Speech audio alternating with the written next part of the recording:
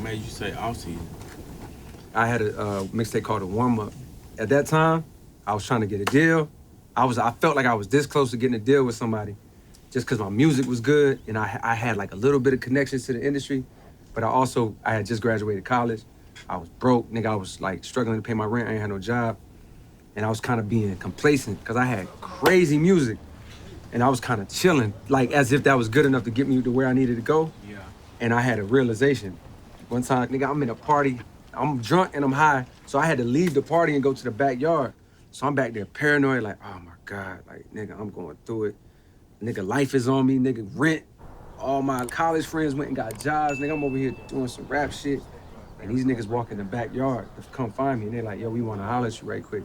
Bro, it turned into an intervention. These niggas was like, hey, bro, what you doing? You say you wanna do this music shit, but like all you doing is really just like hanging out, partying and shit. Mind you, one part of me is like, nigga, yo, I be with y'all niggas. Like, the fuck are you talking about? But when they was talking, bro, I swear to God, I sobered up quickly. It was almost like I was on the stage. Nigga, literally, after that, I thought about basketball. Why I ain't making it basketball? Nigga, I love to play. And at this point, I'm 21 years old, you know what I mean, 22. And I'm like, nigga, why you didn't make it in basketball? Because you wasn't fucking working. You thought you'd be outside dribbling the fucking ball, doing something, when really niggas was in the gym with trainers, like putting in work, shooting 1,000 shots a day, and your dumb ass over there thinking you doing something, mimicking Iverson. Yeah. So it was like, yo, do you really want to look back 10, 20 years from now with this music shit and be like, the reason you didn't make it in music is because you ain't put in the work? So I was like, fuck it. That was where the warm-up came from. Every day, nigga, I woke up, wrote verses, made beats. So all that to say, the off season was like the same concept. Like, one more time before I leave, like before I feel like I'm like fulfilled in this game, let me try to reach new heights from a skill level standpoint. Remember I told you about the 7-minute drill? Mm-hmm. Like, I put myself through drills. I really try to work on my craft to like just reach new heights and push myself. So that's why I call it the off season. I know that was a long answer, but shit, nigga. Yeah. That's hard. I'll play you the third joint. You know, for any of y'all that's been following me for a long time, you know that I mention a lot that I study in this game. The person whose career I've studied the most is J. Cole's. It mimicked mine the most. The stories are very similar, except he really went after his dreams early while I just went the traditional route and just didn't have the moxie to really do what he did when he went to St. John's. This clip right here got so much shit in it. I'm gonna break it down, but you need to rewatch it because it speaks to so many different people about so many things that even my perspective that I'm gonna give you is gonna hit home and resonate, but there's gonna be something that's gonna be left unsaid in this video that you really need to take from that clip. So rewatch this video so that way you can really take something home from it. My ducks, my swans, welcome to the pond.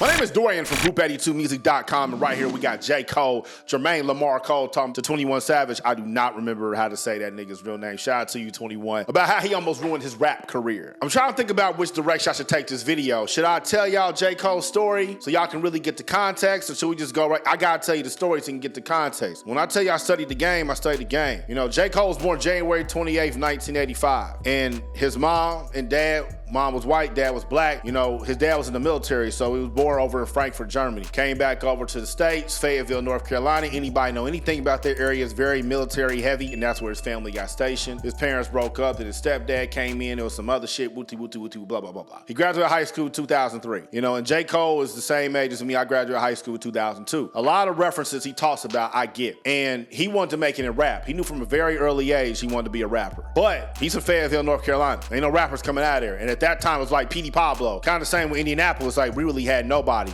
Babyface is from Indianapolis. A lot of people don't know that. He's from my hood, actually. Went to my middle school, went to my high school. But most people don't know because niggas leave Nap, don't be claiming, but it's all good. Back to the topic. Cole fans catch that. At that time, for our generation, you know, to make it in rap, you had to be in New York or LA. And Cole being an East Coast dude, Carolina, it's a lot easier to go to New York. The way out of your city at 18 years old, back in the early 2000s, if you had any sort of anything about you, was through education, through college. You get scholarships. That's all they talked about our entire time that we was kids in the 80s and 90s and 2000s. So Cole applied to St. John's University and he got a scholarship to go up there. Now, based off his artistic desires, why would he apply to St. John's University? Well, the reason he applied to St. John's University because when we were younger, when we were teenagers, told y'all me and Cole about the same age, St. John's was really good at basketball. They had Ron Artest, LeVar Postel, Boosie Thornton, Eric Barkley, Felipe Lopez, and they played at Madison Square Garden. And they played down there every Saturday on TV. So that's the school we knew was in New York. I didn't really know no other schools in New York like that, except for, of course, like NYU, but I didn't really know. So Cole applied. Got in, got a scholarship, went up there, student loan hustle. When he's up there, he don't know nobody. And I've been like that. I've moved all over the world. I know how it is to move to a new city, don't know nobody. But I can't imagine when you're 18. But he has that hustle about him. He has an older brother,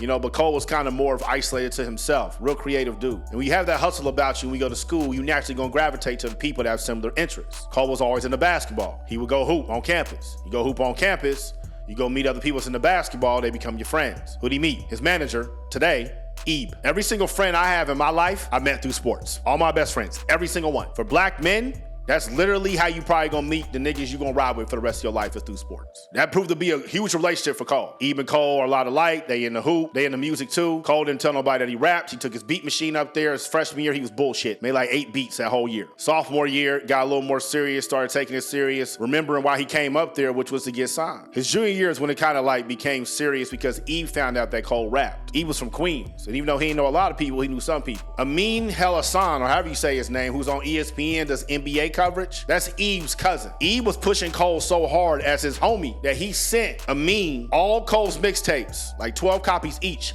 because Amin was the video coordinator for the Phoenix Suns. Amin, riding for Ebe and Cole, put that mixtape on each of the Phoenix Suns' locker. Amari had one, Sean Marion, Steve Nash, trying to get Cole signed. This is the hustle shit they was on. At this time, Cole had graduated, debating should he go back to Fayetteville. Should he stay in New York? He had no money. Anybody knows anything about Cole? You know the Muhammad story. Muhammad let him stay in his crib a little longer, player him on the rent. He had to pay for like 4 months, but Cole was bullshitting. And that's the scene he talking about right here. His homies was with him. And even though them niggas was clowning with him, they knew that, nigga, you have something we don't. So our job is to protect you, and you out here bullshit. And that moment changed Cole's life. And it changed his perspective. Because I know what it's like to look back on your career athletically or even academically and have regret because you didn't try hard. That's some bullshit. When you try hard at something and you don't get it, it's all right, at least for me. But when I have to ask for something and I don't get it, I don't like that shit. I think about it for the rest of my life. I didn't play football all 4 years of high school. I only played my senior year and I had college offers. If I would have played all 4 years, I definitely would have played D1 as a D lineman